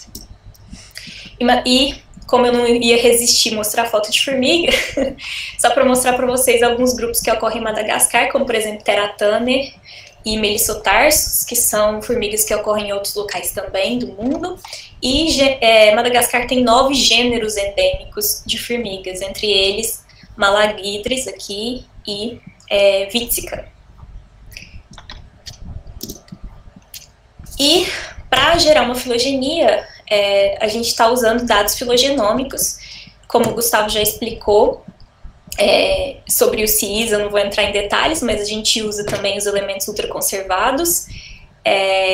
Eu consegui sequenciar aproximadamente 2.200 lotes de UCI para as formigas de Madagascar, para 1.212 espécies, né? Das 1.268 a gente não conseguiu acessar algumas, então a gente tem 1.212 espécies. E a gente usou um método de extração não destrutiva, em que a gente simplesmente coloca as formigas dentro da solução de extração de DNA sem destruir elas, para que a gente possa ter um voucher físico depois, né? Então, todo o processo de geração de dados genômicos foi feito sem destruir as formigas, então a gente vai ter elas todas lá como voucher na coleção de volta. E esses dados estão sendo usados para gerar uma filogenia da comunidade de formigas de Madagascar, com todas as formigas de Madagascar. E, combinado a isso, a gente também está usando modelagem de nicho, né? A gente pegou todos aqueles dados do Antiweb, né, dos dados de coleta que a gente tem para Madagascar, que são quase 70 mil registros de coletas em 2.700 localidades, e a Carol Loss, né, não eu, mas a Carol Loss gerou a distribuição dessas espécies modelada com base em dados de nicho climático, que são, a gente usou 12 variáveis diferentes para gerar uma distribuição estimada, modelada, de todas as espécies de formigas dentro de Madagascar, né, que gera usando o pacote Maxent. Então, o que eu vou compartilhar com vocês hoje são os resultados preliminares para Crematogaster, né, um dos gêneros de formigas, só para nosso primeiro modelo de estudo. Madagascar tem Crematogaster, quer dizer, tem 35 espécies de Crematogaster em Madagascar, a gente sequenciou todas elas, e os dados filogenômicos que a gente gerou recupera os mesmos clados que são recuperados para filogenia de Crematogaster como um todo, no mundo todo, né? A gente recupera de novo 5 grupos de espécies, mais 2 espécies que não estão em grupos aqui. E quais são esses padrões de riqueza e diversidade filogenética? A gente vê que as cores mais quentes são os locais com maior riqueza de espécies e com maior diversidade filogenética. E como é de se esperar, né, a riqueza de espécies e a diversidade filogenética são fatores muito correlacionados, que tem uma correlação alta. Mas em Madagascar, como aqui nesse gráfico dá para ver, a gente não tem uma correlação tão alta entre esses fatores. Então, não só o número de espécies está influenciando a diversidade filogenética aqui. E a gente pode ver que em diversas áreas, como por exemplo aqui no centro de Madagascar, a gente tem uma alta riqueza de espécies, mas a diversidade filogenética não é tão alta assim. Enquanto que no norte a gente tem uma alta riqueza e uma alta diversidade filogenética também. Para o sul, aqui onde está as Spiny Forests, né, que são aquelas áreas bem abertas e bem secas de Madagascar, a gente tem uma riqueza baixa de espécies e uma diversidade filogenética até relativamente alta, bem diferente do resto da ilha. E quando a gente olha quais são os padrões significativos, né, dessa diversidade, onde é que a gente tem mais diversidade do que esperado por acaso, ou menos diversidade filogenética do que esperado por acaso, a gente vê que alguns padrões emergem, né? Então aqui no centro e no sul, a gente tem menos diversidade filogenética do que esperado por acaso, ou seja, o agrupamento filogenético, né? Mais ramos compartilhados, menos história evolutiva. E aqui no norte e no leste da ilha, a gente tem mais diversidade filogenética do que esperado por acaso, ou seja, sobredispersão filogenética. São menos ramos compartilhados, mais história evolutiva nessas áreas, né?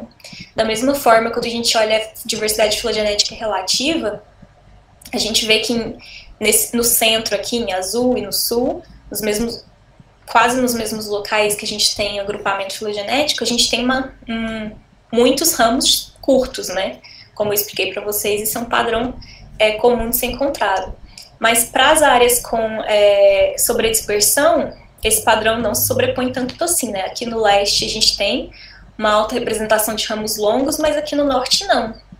Os ramos não são mais longos do que o esperado por acaso, mas aqui no oeste são, sim. Então são padrões interessantes que a gente consegue recuperar para esses grupos. E quando a gente olha para o endemismo, né, para os padrões de endemismo, a gente tem o endemismo aqui do número de espécies que são restritas a uma região, não são padrões muito fortes, só que no norte de Madagascar a gente vê que algumas espécies de Crematogaster são endêmicas. Esse padrão é muito similar ao padrão de endemismo filogenético, né, que está aqui no norte, concentrado aqui no norte. Mas se a gente olha para as áreas que tem mais de 95% de endemismo filogenético, a gente pode recuperar alguns agrupamentos que nos dão uma informação de quão recente ou quão antigas são as linhagens que são endêmicas desses locais, né?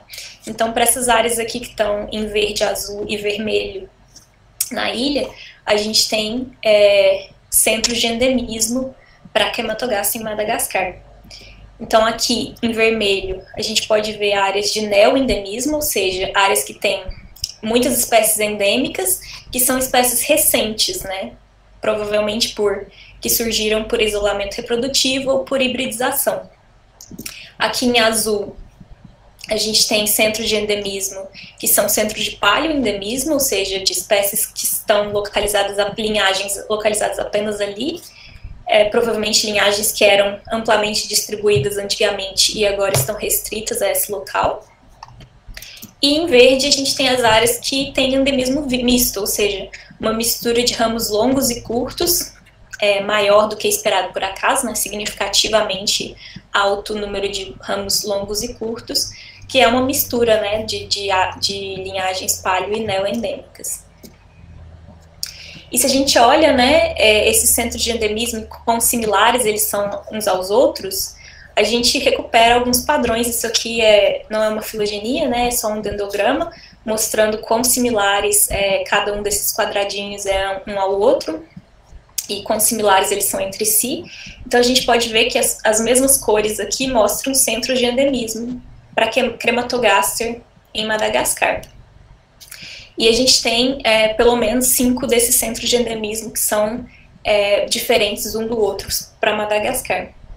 E esses são centros de endemismo similares aos que a gente encontra para lêmures, répteis e anfíbios, ou seja, essas regiões em Madagascar aparentemente são importantes centros de endemismo para diferentes grupos na ilha, né?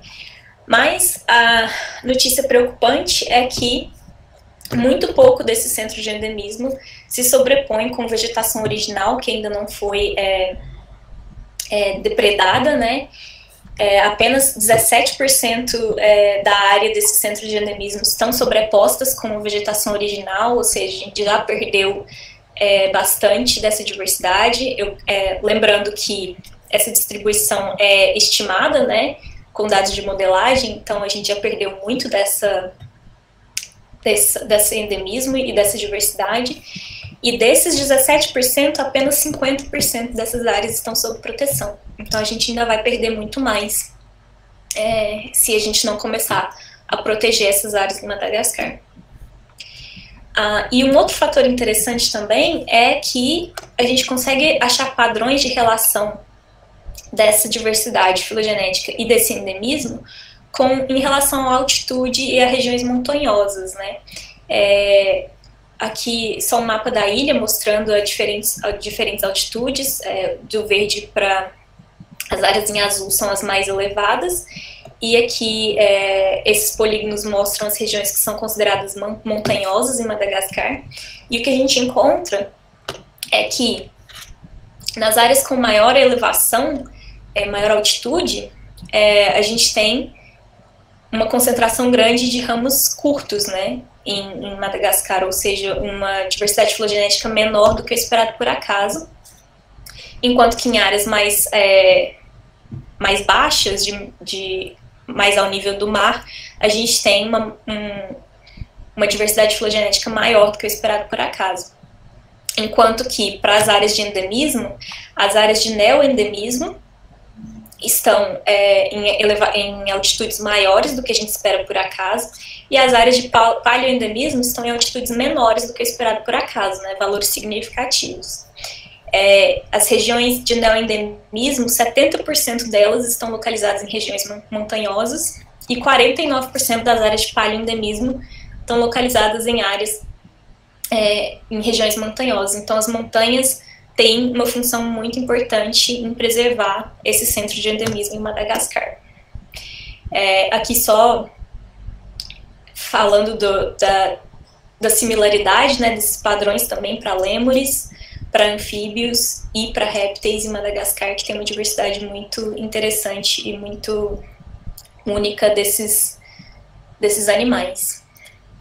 Então, concluindo, as conclusões que a gente tem desse trabalho, né, com o Crematogaster, é de que as regiões montanhosas podem ter sido berços de diversificação para Crematogaster, né, como eu mostrei, as áreas de neoendemismo de diversificação recente estão basicamente localizadas em regiões montanhosas, né, são berços de diversificação, e as áreas de baixa altitude podem ter servido como museus de diversidade, mantendo linhagens relictuais, como a gente viu que as áreas de paleoendemismo estão localizadas nessas áreas de baixa altitude, né, estão mantendo a diversidade antiga naqueles locais. Crematogaster tem centros de endemismo similares aos de lêmures, répteis e anfíbios, e muito pouco desses centros de endemismo estão sob proteção ambiental, tem muito para ser protegido ainda, e a gente precisa criar precisa criar políticas de conservação que levem em consideração artrópodes terrestres para que a gente consiga preservar essa fauna única de Madagascar. E os próximos passos é entender se esses padrões de diversidade, se esses centros de endemismo são os mesmos, não só para Crematogaster, mas também para toda a fauna de formiga na ilha, né? Então, o que eu estou fazendo agora é usar os dados de todas as formigas para definir centros de diversidade e endemismo para toda a ilha, para a gente poder fazer recomendações mais bem informadas para conservação de fauna de artrópodes, né? Quando a gente usa todas as formigas, a gente não está falando só de um grupo arbóreo como Crematogaster, mas também de um dos grupos mais proeminentes no solo de qualquer região do mundo, né? E, além disso, a gente também vai conseguir definir quais as áreas de Madagascar ainda estão subamostradas para formigas, que ainda podem conter novas descobertas taxonômicas, provavelmente espécies que são endêmicas da região, e aumentar ainda mais o nosso conhecimento sobre a diversidade de formigas nessa ilha. É isso, eu quero agradecer muito a atenção de vocês e o convite do Happy Hour, né, aos membros do meu laboratório, no Blamer Lab e no Fisher Lab, aos participantes do projeto junto comigo, e ao Madagascar Biodiversity Center, que é o centro de pesquisas em Madagascar, que sem eles a gente não teria nada desses dados. E se tiver alguma pergunta, eu estou aqui para responder.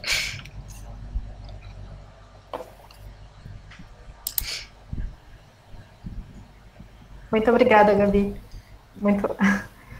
A gente já tem algumas perguntas aqui. Não sei, como tu lembrou, o Happy Hour, eu não sei como vocês estão aí. Eu estou com suco de cupuaçu, porque eu estou na Amazônia, né?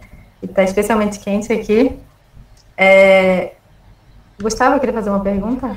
Levantou a mão? Ou não? Sim. O quão efetivo na decisão de políticas de preservação são as pesquisas que a galera faz? Porque eu sei que Madagascar não tem sido muito bom em preservar, o governo meio que não liga muito. Você acha que pode influenciar, ou não vai fazer diferença, ou realmente acontece? Eu acho que a questão não é que eles não ligam, né? A questão é que Madagascar é um dos países mais pobres do mundo, e o maior fator de degradação que tem em Madagascar é para fazer carvão para as pessoas comerem, né? As pessoas derrubam as florestas para pegar madeira para poder esquentar a comida para poder comer, né? E isso é uma coisa que, como é que você vai fazer? Você precisa botar comida na mesa das pessoas para elas pararem de fazer isso, né? Então esse é o primeiro passo. Inclusive aqui na California Academy of Sciences, o Brian Fisher, né, lá juntamente com o Madagascar Biodiversity Center em Madagascar, tem um projeto bem legal que eles chamam de Breakfast Before Conservation, que é de criar fazendas de grilo, né, para suplementar a alimentação na ilha. Então acho que esse é o primeiro passo, mas também tentar influenciar essas políticas, principalmente internacionais, de financiamento de estratégias de conservação em Madagascar, né? Eu acho que isso precisa vir de algum lugar em que tenha condição de gerar algum tipo de feedback, né? De quid pro quo para a população em Madagascar, porque você não pode esperar que as pessoas comecem a conservar a biodiversidade se elas não têm o que comer, né? Então, eu acho que é a gente faz a parte de tentar entender a biodiversidade, tentar propor essas estratégias, mas precisa de uma política muito maior, globalizada, de realmente fazer isso acontecer. Né? Obrigado. A gente tem outra pergunta aqui, do Alexandre Cordeiro. Acho que é a primeira do chat. Ele perguntou, Gabi, as variáveis do Ant-Web são para o mundo todo ou só para Madagascar? Porque vi que tem uma variável de solo que não tem no Bioclimate, acho que é isso. Daí queria saber se tem para a região neotropical também. A variável para modelagem, essas variáveis que a gente usou para modelagem, elas são para Madagascar, geradas para Madagascar, né? O Ant-Web é só os registros de coleta. Então, são dados que foram gerados por outros pesquisadores para a ilha. Então, eu acho que na região neotropical, eu acho que tem variáveis similares disponíveis também, mas em outras plataformas. Né? Deixa eu ver aqui. Tem uma pergunta do Danilo Bandeira, para me dizer parabéns pela apresentação, e perguntou o que você acha importante. O que você acha importante? Não entendi. Pesquisa dessa forma aqui no Brasil e como fazer. Acho que é isso. Eu acho super importante, acho que é super interessante a gente olhar esses padrões para o Brasil também, né? O Brasil, similarmente, Madagascar tem uma diversidade altíssima de formigas e de outros organismos também, e uma diversidade super alta de biomas diferentes. Eu acho que a dificuldade é com combinar os registros de coleta, né? A gente tem diversos lugares trabalhando com formigas no Brasil, mas a gente não tem esses dados compilados no mesmo lugar, né? Eu acho que o que dificultaria esse trabalho no Brasil é a compilação desses dados, mas esse é só o primeiro passo, né? Depois que a gente tem esses registros todos, seria muito interessante fazer um trabalho similar para o Brasil também. O Antônio Marques perguntou sobre o método de extração. Todas as amostras, sequências, tiveram alta qualidade? Não todas, né? Eu vi que a Mileide fez uma pergunta similar também, então eu vou responder as duas ao mesmo tempo. O que a gente faz, ao invés da gente pegar, como o Gustavo falou, né, que ele pegou para os bichos dele algumas perninhas e macerou, ao invés da gente fazer isso, o que a gente fez? A gente pegou o indivíduo que estava na coleção, então são espécimes de coleção também, que às vezes estavam montados há 20, 30 anos, e a gente, ao invés de tirar as perninhas e macerar, a gente pega o espécimen, faz um furinho nele, geralmente na pleura, uma região em que a gente não vai perder caractere morfológico depois, para que o líquido, né, a proteinase K, que é a enzima que a gente usa para extração de DNA, possa entrar dentro do exoesqueleto e digerir os músculos de dentro da formiga, né? E aí a gente deixa isso submerso nessa solução de proteinase K por 24 horas, para que a proteinase consiga digerir o máximo possível de DNA. E aí, depois disso, a gente simplesmente tira a formiga de dentro dessa solução, limpa ela e monta ela de novo, então a gente tem o voucher pronto, e procede com a extração normalmente, com simplesmente a proteinase que já digeriu aquilo lá. E aí, a gente geralmente tem muito pouco DNA de input para começar, né? Geralmente as minhas amostras têm 0,1 nanogramas por microlitro de DNA, que é bem pouquinho. Então, às vezes, a gente consegue sequenciar muitos dados e às vezes bem poucos. Mas quando a gente consegue esses dados, por serem UCIs, e como o Gustavo falou, são sequências muito pequenas, né, fragmentos pequenos de DNA, a gente geralmente tem uma ótima qualidade nesses dados, porque a extração não destrutiva dá para a gente ter DNA muito fragmentado, mas é isso que a gente precisa. Então, se a gente toma cuidado na hora de limpar ali, de escolher os fragmentos do tamanho normal, a gente tem dados de ótima qualidade. Eu tenho uma média de 2.200 loss para cada espécie, mesmo com muito pouco DNA dessas espécies. O Davis queria fazer uma pergunta. Pode fazer. Oi, obrigado. Tá me ouvindo, Gabi? Sim. Tá, parabéns pelo teu trabalho. Eu só queria comentar uma coisa aqui e queria ouvir tua opinião. Quando a gente fala em conservação, em áreas de conservação, né, a gente sabe que entra num dilema bastante grande, porque em termos biológicos a gente precisaria conservar a maior quantidade de área possível. Mas na prática a gente sabe que por vários motivos isso não é possível. Então, baseado nos teus resultados e comparando teus resultados com endemismos em outros grupos zoológicos allí em Madagascar, você acredita que tem áreas que precisam ser priorizadas para a conservação nessa ilha?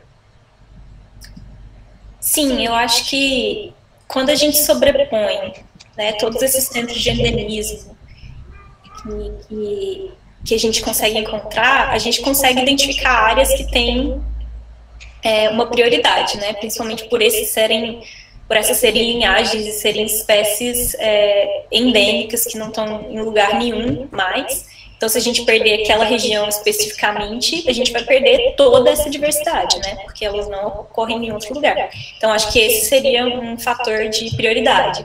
Outro fator seria de tentar preservar áreas em todos os biomas em Madagascar, né? Mesmo que mesmo que o endemismo não seja tão alto em certas áreas, mas que a gente consiga preservar biomas diferentes para que a gente possa ter uma diversidade grande preservada, né? E eu acho que um fator importante em Madagascar e no Brasil da mesma forma é que a gente consiga manter áreas que possam ser também utilizadas pela população, né? E que traga alguma coisa de volta para a população, não simplesmente exclua as pessoas daquele meio, porque numa região, principalmente como Madagascar, em que a pobreza é altíssima, né, como é em vários lugares do Brasil, a gente tem que lembrar que, por mais que a biodiversidade seja importante, as pessoas precisam continuar vivendo e continuar comendo, né? Então, acho que esses são fatores que devem ser levados em consideração.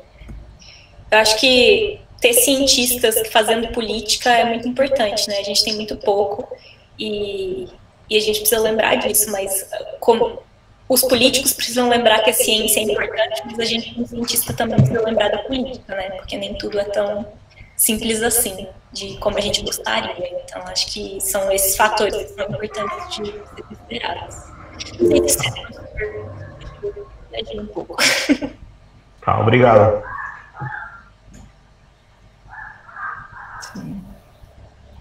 Alguém quer perguntar mais alguma coisa?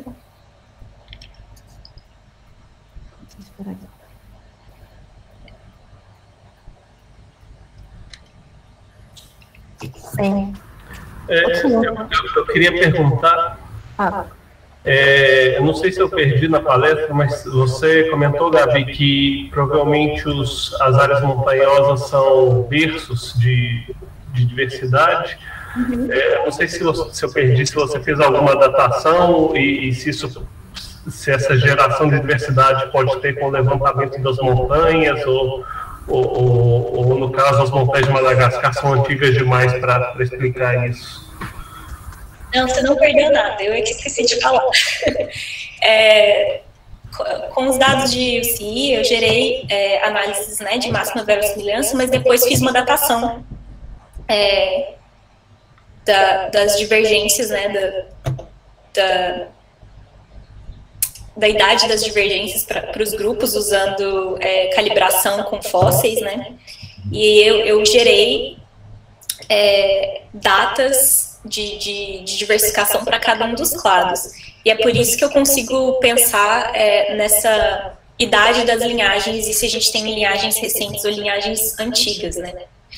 E, na verdade, eu esperava que as montanhas fossem museus de diversificação, né, fossem áreas de paleoendemismo, que a gente tivesse espécies que eram amplamente distribuídas, mas apenas as que se adaptavam a essas regiões mais montanhosas sobreviveram ali.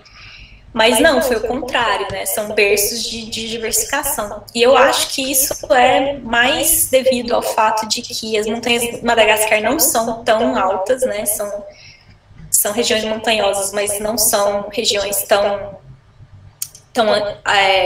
elevadas, que tenham um clima muito extremo, né? Então são regiões em que a fauna de formiga ainda consegue se diversificar.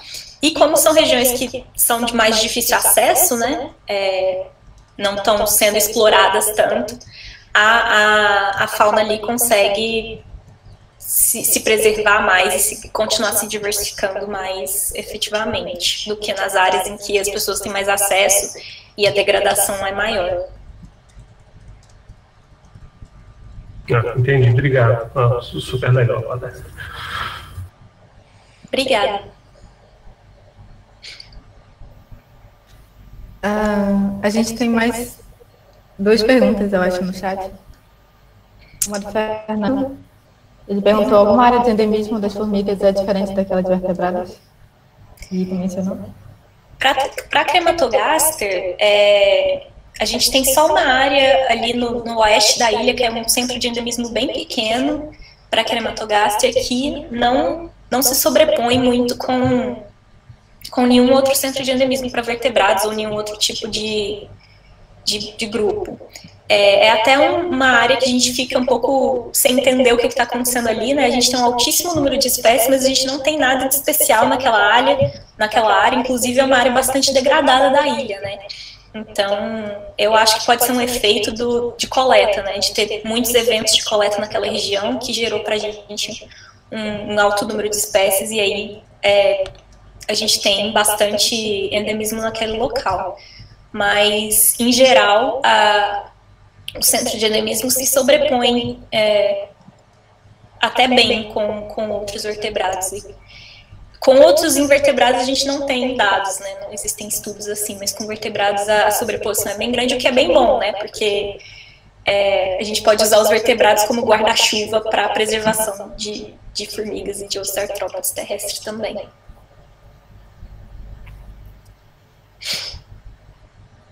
Tem uma última pergunta do Rodrigo Feitosa. Ele perguntou: existe uma iluminação recíproca para a taxonomia com base em suas filogenias? Isto é, as topologias resultantes acabam gerando uma reavaliação da identidade dos terminais, populações, espécies, gêneros? Ou isso não é um passo desse projeto em específico? Com certeza. A gente gerou dados para todas as formigas de Madagascar, né? As únicas espécies em que eu não tenho dados são as espécies que são conhecidas apenas pelo holótipo e estão depositadas em uma coleção que não a do caso aqui. Porque, inclusive, holótipos, inclusive espécies que foram descritas apenas por um holótipo, a gente sequenciou esse holótipo, né? Foi bem tenso, mas eu fiz isso.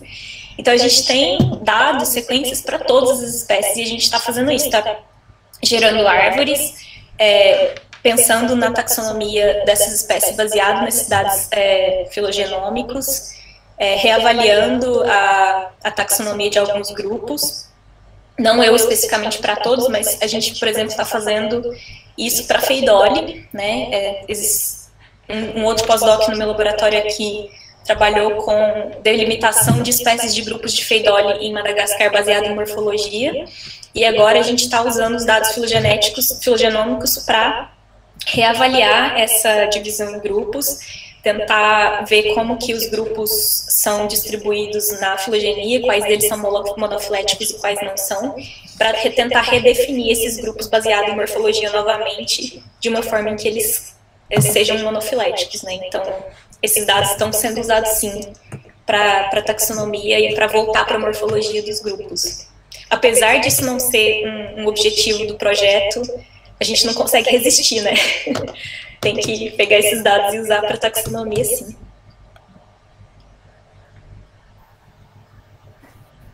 Certo. Então, eu queria agradecer aos palestrantes que aceitaram o convite, todo mundo que compareceu aqui, trocou ideia. Semana que vem a gente vai ter uma outra rodada de palestras com um tema diferente dessas 2 semanas. E então a gente se vê lá. Muito obrigada, Gustavo, Gabi, Darko, que não sei se está aí ainda. Então a gente se vê. Obrigada. Foi um prazer. Tchau, galera. Tchau.